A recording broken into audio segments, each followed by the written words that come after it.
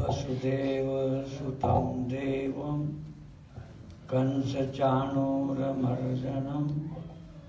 देवकी परमानन्दं कृष्णं वन्दे जगद्गुरुं कृष्णं वन्दे जगद्गुरुं कृष्णं वन्दे जगद्गुरुं।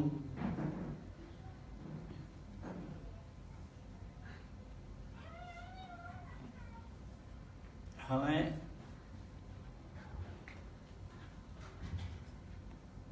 ये लगता है कि शरीर न छूटे, हमें मतलब हम सब लोगों,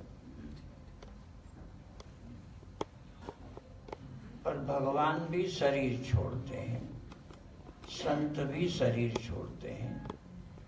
महर्षि रमन, रामकृष्ण परमहंस, संत लीला शाह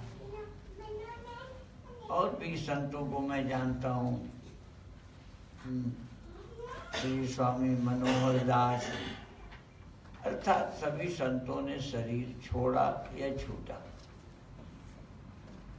तो यदि हम सोचें कि भक्ति से, ज्ञान से शरीर नहीं छूटता, तो इनकी भक्ति बेकार चली गई, इनका भी शरीर छूटा।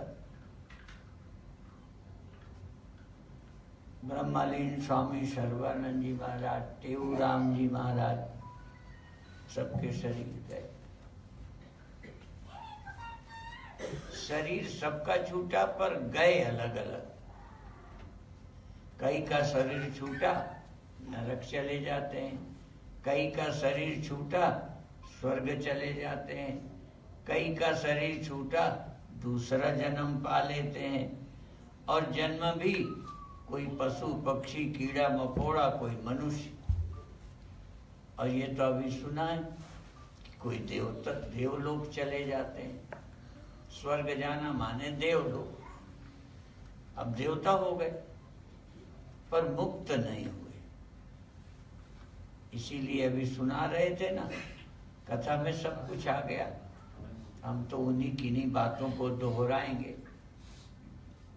तो देवता सोचते हैं कि जब हमारे पुण्य क्षीण हो जाए, क्योंकि पुण्यों के बल से स्वर्ग गए और वहां पर पुण्यों को खाते रहे, तो पुण्यों को खाते खाते जब पुण्य क्षीण हो गए, तो क्षीणे पुण्य मर्त्य लोकम विशंति।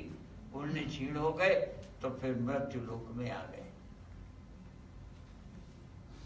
तो वो क्या प्रार्थना करते हैं कि हम मृत्यु लोक में आने को नहीं डरते, पर हम और किसी योनि में न जाएं, देवता का शरीर छूटे, पूरा हो जाए, स्वर्ग के सुख भोग कर हम मनुष्य हो जाए। मनुष्य होना, यद्यपि जितने पाप मनुष्य करता है वो कोई नहीं करता।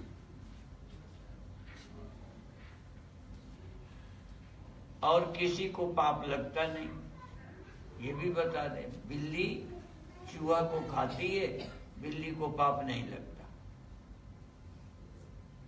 क्यों नहीं लगता? उसकी खुराक है। आपको भोजन करने में पाप नहीं लगता, पर अट्ट-सट्ट खाते हो तो लगेगा। क्योंकि ये गड़बड़ बिल्ली नहीं करती, शेर नहीं करता, वो तो प्रकृति है। जो परमात्मा ने बनाया वही खाते हैं, वो कोई परिवर्तन नहीं करते। मनुष्य अकेला है जो सब कुछ खा लेता है। बकरी शाकाहारी है, पत्तियां खाती है, घास खाती है, मांस पड़ा रहे नहीं खाती। शेर मांसाहारी है, वो घास नहीं खाता। माने और सभी जीव प्रकृति से जो निश्चित है वही करते हैं। मनुष्य सब कुछ खाता है, सब कुछ करता है। हम जहाँ गौशाला है वहाँ चिड़ियाँ पाली हुई है। अभी हमने सूचनाएं नहीं दी, नहीं तो एक सोसाइटी है, एनिमल वेलफेयर सोसाइटी। किसी जीव की रक्षा करने वाले को सरकार सहयोग देती। तो गायों के लिए तो हम लेते हैं सहयोग, चिड़ियों के लिए नहीं लेते। तो चिड़िया भी पाली है, उनके लिए रहने के, अंडे देने की जगह। क्यों? पहले कच्चे मकान थे, उनमें चिड़िया बच्चे देती थी, जगह थी। पक्के मकानों में चिड़ियों को रहने की जगह ही नहीं, इसलिए वो अंडे कहाँ दे, मर जाती। तो अभी फिलहाल ये बता रहे थे हाँ कि प्रकृति के अनुसार सब चलते। मनुष्य है जो स्वतंत्र है, और भगवान ने भी स्वतंत्र बनाया है आपको। स्वतंत्र क्यों बनाया? क्योंकि अब आप जो चाहें करें और इसी से आपका फैसला होगा। यदि मेरे हाथ बांध दो, पैर बांध के डाल दो और मैं चोरी नहीं करता, तो मैं पुण्यात्मा हूं। पुण्यात्मा तब हूं जब मुझे स्वतंत्रता हो, अवसर हो मैं ना करूं। इसलिए हम सर्वधर्म सम्मेलन भी जगह जगह करते रहे, सर्वधर्म ऐसे कुछ न कुछ करते रहे। तो एक मुस्लिम वक्ता भी आए तो कहते हैं जब भगवान सर्वशक्तिमान है तो लोगों को पाप क्यों करने देता है, वही रोक ले। यदि भगवान ही आपको करने से रोक ले तो आप पुण्यात्मा किस बात के? उसी ने रोक दिया, तुम काहे के धर्मात्मा? तुम्हें छूट दे। इसीलिए कई बार नौकरों को अजमाने के लिए घर के लोग पैसे वैसे ऐसे ही छोड़ देते हैं, फिर देखते हैं कि वो गायब हुए, क्या हुआ, तब पता चलता है कि ये नौकर चोर है। ये चोर नहीं है, ईमानदार है। अवसर दो। तो मनुष्य को परमात्मा ने पशु नहीं बनाया, सब कुछ करने का अवसर दिया है, ये ध्यान रखना।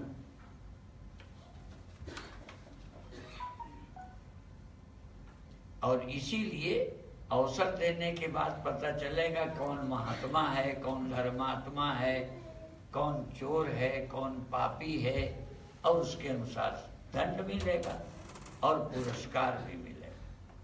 जिसे मौका दिया, चोरी नहीं की, वो उसे पुरस्कार मिलेगा। तो फर्क समझे? मनुष्य को ही कर्मों का फल मिलता है, ये ध्यान रखना।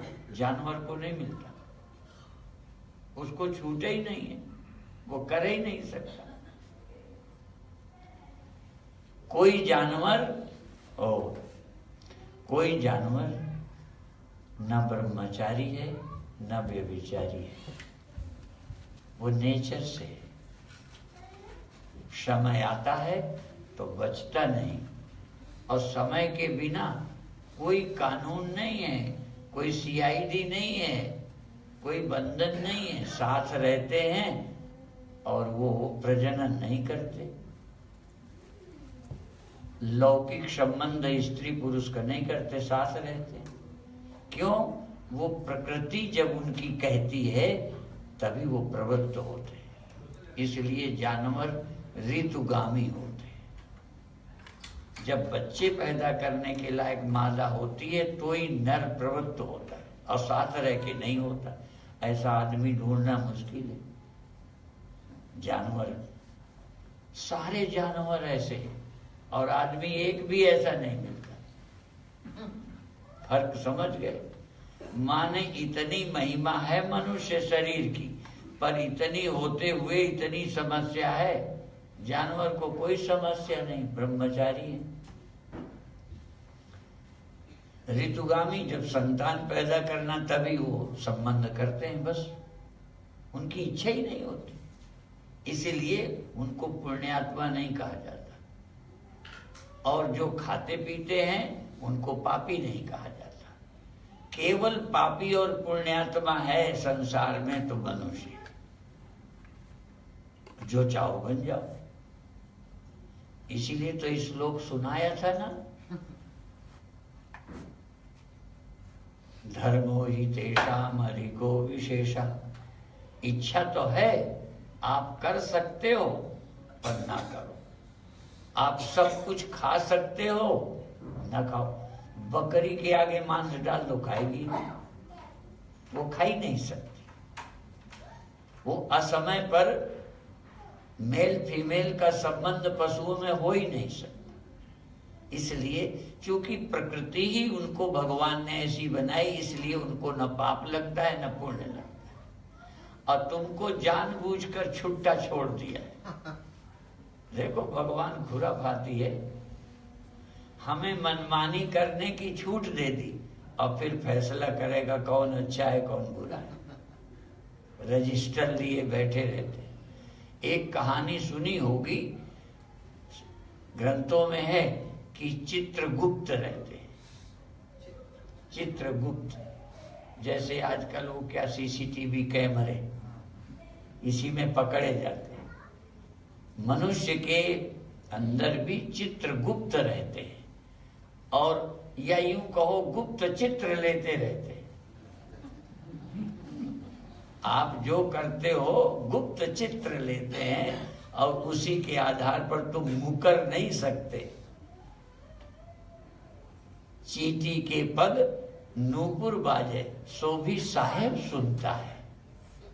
साहेब के वो, और वो फिर फैसला करता है नरक का, स्वर्ग का, दूसरे जन्म का।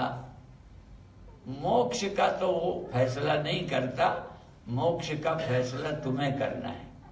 तुम यदि चाहते हो मुक्ति, स्वर्ग जाना है तो अच्छे काम करो, नरक जाना है तो मनमानी करो, और मनुष्य होना है तो बीच के, और यदि मुक्त होना है तो कर्तापन से ऊपर उठ जाओ, क्योंकि करोगे तो भरोगे। इसलिए भगवान ने कहा है, अहंकार विगूढ़ात्मा कर्ता हमिति मन्यते। अहंकार से मूल व्यक्ति अपने को कर्ता मानता है और इसीलिए फंस जाता है। पशु करता नहीं है, पक्षी करता नहीं है, कीड़े मकोड़े करता नहीं है, ये मनुष्य अकेला ही करता बन गया। तो कर्तापन का त्याग कैसे होगा? गुरुओं ने भी उपाय बताया। ये प्राणी हौ मैं तजी, कर्ता राम पिछान। जिसने अपनी हौ में छोड़ दी, परमात्मा को कर्ता समझ लिया। वो करा रहे हैं, हम नहीं, करने वाले नहीं। बूढ़ा वो करें, जवान वो करें, सृष्टि सारी वो चला रहे हैं, चलाने वाले वो हैं। तुमको तो सिर्फ अहंकार है। हुक्मे अंदर सब है, बाहर हुक्म न कोई। नानक हुक्मी जो बुझे, नानक हुक्मे जो बुझे, हाँ मैं कहे न कोई। या यूं समझो, हाँ मैं रहे न कोई, उसमें हाँ मैं नहीं रहती। हम तो यंत्र हैं। उमा दारू जो शित की नाई, सब ही नचावत राम गोसाई। वो नचाते हैं, नच रहे, हम करते वरते नहीं। हमसे सृष्टि उन्हें चलवानी है, भगवान को। सृष्टि तुम्हारे हमारे द्वारा तो चलवा रहे। एक बार हम पंजाब में थे, ट्रेन में एक सरदार मिल गए, तो पहली बार ही हमारा ध्यान उधर गया। वो कहते हैं, आप तो भगवान के दुश्मन हो। हम तो समझे थे हम भगवान के भगत हैं, अब वो कहते थे आप भगवान के दुश्मन हो। हमने सोचा कौन सी दुश्मनी की, कि भगवान दुनिया चलाना चाहते हैं, तुम बाबा बन के दुनिया चलाने में रोड़ा डाल रहे हो। तो हम लोग और आप लोग क्या समझते हो? हम पापी हैं, हम में काम है और हमने सृष्टि पैदा की, हम संसारी हैं। भगवान तो कराते हैं, और सच्ची घटना है, बिल्कुल झूठ नहीं। अमृतसर में हमने प्रवचन किया, जैसे यहाँ से ऐसे ही वहां से प्रवचन करके निकले तो एक सरदार जी रिक्शा चला रहे। उन्होंने समझा मुझे रिक्शा चाहिए। मैं उनको देख रहा था कि गुरु गोविंद सिंह जी की जैसे केस है, तो जैसे हम रिक्शा चलाएं तो भारत में लोग हमें अच्छा नहीं समझेंगे। यद्यपि नाथ संप्रदाय के लोगों को हमने मेहनत करके खाते देखा, तो यदि हम रिक्शा चलाएं, तांगा चलाएं, तो आपको लगेगा कैसे साधु। तो मुझे भी, चूंकि केसधारी मुझे भी गुरु गोविंद सिंह के अनुयायी लगते हैं, तो मुझे रिक्शा चलाने में कम अच्छा लग रहा था। तो मैंने उनको और देखा, तो मैंने तो देखा दूसरी दृष्टि से, उन्होंने समझा दूसरी दृष्टि से। उन्होंने समझा बाबा को रिक्शा चाहिए, तो कहते हैं आइए। तो मैंने हाथ जोड़ के कहा नहीं मुझे रिक्शा नहीं चाहिए, मैं तो आपको देख रहा हूं। वो भी खुश हो गया, कहता है मैं अमृतधारी सिख हूं, नामदार अमृतधारी हूं, मंत्र मैंने लिया हुआ है, मैं गुरु वाणी का पाठ करता हूं और मैं शराब नहीं पीता, मैं गलत काम नहीं करता और मैं शादीशुदा हूं, मेरे 2 बच्चे हैं। खुशी से बता रहा था। आप कहते हो हम तो फंसे हुए। वो कहता मेरे 2 बच्चे हैं, पत्नी है, मैं रिक्शा चलाता हूँ, मेहनत से मैं अपना परिवार को पालता हूँ और वाणी का पाठ करता हूँ और जाप करता हूँ मूल मंत्र का, एक ओंकार सतनाम करता पुरुष निर्भव निर्भय अकाल मूलत अजोनी सबंग गुरु प्रसाद जब आज सच जुगा सच है भी सच नानक होशी भी सच। कहता है मैं मूल मंत्र का पाठ करता हूँ, बड़ा खुश। तो हमें लगा देखो कई बार बड़े बड़े नेता चिंता में डूबे पड़े, बड़े बड़े राजे महाराजे फंसे पड़े, करोड़पति, लेकिन ये एक रिक्शा चलाने वाला कितना मस्त है, निर्द्वंद है। तो मुझे लगा देखो ये है सचमुच, वो मुझे भूलता नहीं। और अंत में एक ठोंक दिया मेरे ऊपर और वो कहता है आप केवल भगवान का भजन करते हो, एक पुण्य करते हो। एक ही अच्छाई है ना कि आप भगवान का भजन करते हो, आपसे हम अच्छे हैं। वो बोलता है सरदार आपसे हम अच्छे हैं, हम भजन भी करते हैं और भगवान की सृष्टि भी चलाते हैं। अब समझ में आया तुम कितने हो। तुम भी उस सरदार की तरह समझो कि हम देखो कमा के खाते हैं, आश्रम तुम चलाओ, साधुओं को तुम पालो। हम चाहे गौशाला चलाएं, चाहे अस्पताल चलाएं, चाहे स्कूल चलाएं, कौन चलवाता है? तुम लोगों का दान। तो तुम मेहनत करते हो, उसी में दान भी देते हो, परिवार भी पालते हो। पर थोड़ी सी वो गुरुमुख की तरह समझ आ जाए कि हम भजन भी करते हैं और भगवान हमारा ख्याल आप ही करेंगे, हम भगवान के काम में लगे। जो हमारे आश्रम में सेवा करते हैं वो बीमार हो जाए तो इलाज कौन कराएगा? आश्रम के प्रबंधक कराएंगे, उसकी जिम्मेदारी। तो जब हम ईश्वर के काम में लगे हैं तो ईश्वर हमारी चिंता आप ही करें। आप क्यों चिंता करते हो? तो निश्चिंत होकर आप ये मत मानो, अर्थात धर्मात्मा रहो, अपना काम करो, ईमानदारी की नेक कमाई करो और करते हुए परिवार का पालन करते रहो। भगवान ने तुमसे करवाया है, निमित्त मात्रम भव सभ्य साचिन। बल्कि देखो गीता इसी बात की है, अर्जुन अपने कर्तव्य से हट रहा था, उसका कर्तव्य है, जैसे सेना के लोग हैं, अब उनका काम है। तो उस समय क्षत्रिय भी एक तरह की सेना थी, तो वो काम से आइन टाइम पर वो रथ से उतर हुए। तो भगवान ने गीता सुनाई, मैंने नहीं, भगवान ने सुनाई। और गीता सुनाकर ज्ञानी बनाकर खड़ा कर दिया। अब नष्टो मोह स्मृतिर्लब्धा तत्प्रसादान मया, आपकी कृपा से मेरा मोह अज्ञान नष्ट हो गया। अब मैं अपने स्वरूप में स्थित हो गया। अब मैं स्थित हो गया। देखो, परीक्षित स्थित हो गए पर शरीर छूट गया, सांप ने काटा। अब यहाँ अर्जुन भी स्थित हो गए। अर्जुन भी दूसरे गीता की दृष्टि से परीक्षित हैं। ठीक है, तो अब अर्जुन को ज्ञान हो गया, स्थित हो गए। स्थितोष्मि गत संदेह, अब मेरे संदेह चले गए, मैं अब स्थित हूं, मेरा मोह नष्ट हो गया, जो समझना था पाना था पा लिया। करिष्ये वचनम तो, अब आप कहो मैं करूं। अब देखो, भगवान के कहने से अब अर्जुन फिर खड़ा हो गया कर्तव्य में। अर्थात कोई दुकान छोड़ रहा है तो ज्ञान कहेगा नहीं, ये ज्ञान प्राप्त कर दुकान का। कोई शादी नहीं कर रहा तो ज्ञान दिया, कहना अब शादी कर। कोई और काम कर रहा है, राजा बनना है, वो कहे मैं नहीं बनूंगा राजा, पहले ज्ञान प्राप्त कर ले, क्यों राजा बनेगा तो गड़बड़ होएगी, कुछ ना कुछ गलतियां करनी ही पड़ती हैं राजा को। ये आश्चर्य नहीं, इसलिए गुरुओं ने ये कहावत प्रसिद्ध हो गई। क्या हो गई? तप सो राज, तप से राज्य मिलता है, और राज सो नरक। राज बनने के बाद नरक, क्योंकि राजा बनने में कुछ ना कुछ होता है।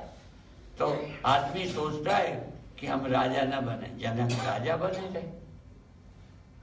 भरत को सौंपा गया तो राज्य किया, पर साधु की तरह, साधु की तरह राज्य किया भरत ने।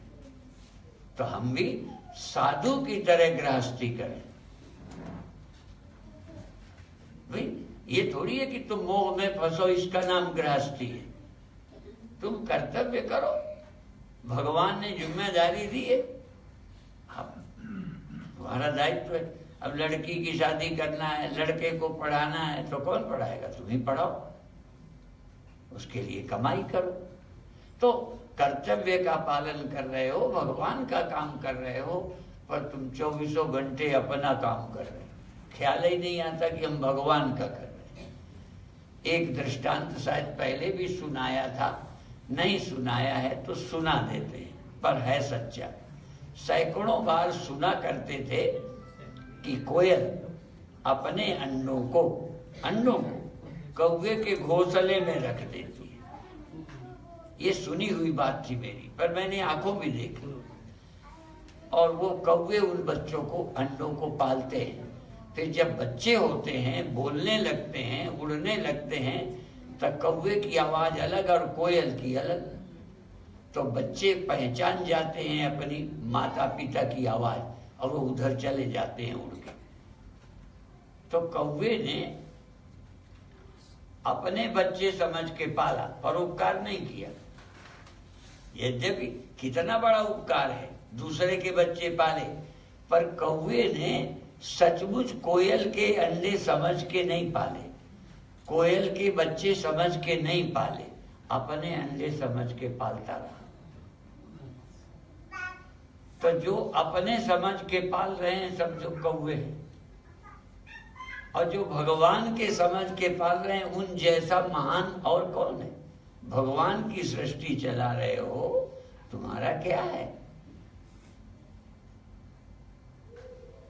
भगवान ने तुम्हारे माध्यम से पैदा कर दिया है, माध्यम तुम बन गए। और भी उदाहरण दिया करते हैं, पीपल के पेड़ देखे होंगे। पीपल कई बार जहां वो पानी गिरता है छतों से, नालियों से, दीवालों में उग जाता है। यहाँ तो नहीं मौका लगेगा पीपल को, यहाँ इधर उधर की चीज उगने ही नहीं देते। पर भारत में दीवालों पर और पेड़ के ऊपर दूसरे पेड़ में उग जाता है पीपल। क्यों? उगने का कारण है कि चिड़िया पीपल के बीज खाती है और कहीं ना कहीं बैठकर बीट करती हैं। तो दीवाल में कर दिया, पेड़ में कर दिया, वही थोड़ी नमी पाया, उग गया। अब मैं इसलिए ये उदाहरण दिया कि चिड़िया को यदि ये भ्रम हो जाए मेरा पेड़ है, चिड़िया का बच्चा नहीं है, पीपल चिड़िया का बच्चा नहीं है। हाँ, चिड़िया के माध्यम से पीपल का पेड़ उग गया। ऐसे ही हम भी एक चिड़िया ही हैं, आपके माध्यम से बच्चा हो गया है, आपका बच्चा नहीं है। जैसे वो पीपल का बच्चा है, चिड़िया का नहीं, ठीक है। ऐसे ही तुम्हारी कोई संतान नहीं है, सब भगवान की है, तुम्हारे माध्यम से हो गई है, तो तुम माँ बाप बन के बैठ गए। और इसीलिए कबीर साहब को कहना पड़ा, शायद कबीर का या किसी का होगा, पर उन्होंने क्या कह दिया, संत न होते जगत में, संत न होते जगत में तो रहते राम निपूत। संत न होते तो राम के कोई बच्चे ही नहीं हुआ। इतनी बड़ी दुनिया बनाई पर कोई उनका बेटा बना नहीं। संत ही केवल हैं जो कहते राम हमारे पिता हैं। सिख लोग कहते हैं दशमेश पिता, हाँ, दशम पिता। गुरु गोविंद सिंह जी हमारे पिता हैं, हमारे को जन्म दिया है। अर्थात तो राम के बेटा कोई है ही नहीं, संत ही जरूर है। आप लोग कब कहते हैं, आपने तो इनको पिता मान लिया, राम को भूल गए। इसलिए कबीर साहब को कहना पड़ा कि संत न होते जगत में तो राम निनाशाय श्री कृष्णाय वयम नुमः। सच्चिदानंद रूप परमात्मा जिनसे सारी सृष्टि हुई है, उत्पत्ति स्थिति संहार जिनके द्वारा होता है, और जिनके स्मरण से तापत्रय का नाश होता है, तीनों ताप नष्ट होते हैं, ऐसे भगवान कृष्ण को नमस्कार है। ये भागवत का श्लोक है। अर्थात सारी सृष्टि की उत्पत्ति स्थिति पालन तो वो करते हैं, और हम क्या करते हैं। एक कहानी जो सबकी आपकी सुनी होगी, क्योंकि कुछ दृष्टांत इतने हैं अच्छे लगते हैं तो लोग सुनाते रहते हैं, तो सुने हुए होंगे। एक आदमी ट्रेन में बैठ गए और उसने सुना था कि इसमें भाड़ा देना पड़ता है, सामान का भाड़ा भी देना पड़ता है ट्रेन में। तो उसने अपने सिर पे रख रखा था। टीटीआई आया, टीटीआई ने कहा टिकट, तो टिकट तो थी, कहने सामान का, कहने लगे सामान मैंने गाड़ी में रखा ही नहीं, मैं सिर पे रखे हूँ। कहने लगे तो सिर पे रखे है तो वजन तो गाड़ी पर ही है, ठीक है। तो इसी तरह से कई लोग सृष्टि चलाने वाले भगवान, अब बोझा तुम अपने सिर पे लिए हो। हाँ, हम तो चलाने वाला वो है, बोझा तुम्हारा। तब भी सृष्टि के चलाने की जिम्मेदारी भगवान की है कि तुम्हारी है। कब तक हमारा दे रहे, कब तक बेटे का रहे, कब तक पिता का रहे, कब तक गाय का रहे, यहाँ तक कुत्ता पाले हो तो कुत्ता का कब तक शरीर रहे, ये जिम्मेदारी तुम्हारी है क्या।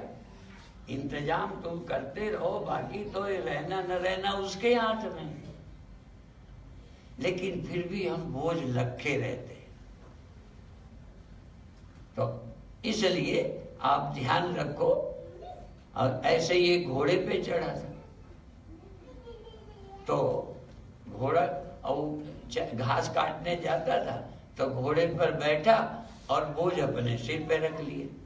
तो लोगों ने कहा यार तो बेवकूफ है, ये अपने सिर पे क्यों रखे, कहीं घोड़े की जान नहीं है, सारा बोझ उस पे क्यों रख दूं, मैं अपने ऊपर, और घोड़े पे खुद बैठा। ठीक है, तो अपन किसके भरोसे हैं, और बाकी तुम्हारे भरोसे। सब भगवान के भरोसे, दो लड़के तुम्हारे भरोसे। तो वो यही है कि बोझा बिना मतलब लादे हुए हो। इस सारी जिम्मेदारी तो भगवान की है, सृष्टि का करता वो है, पालन करता वो है।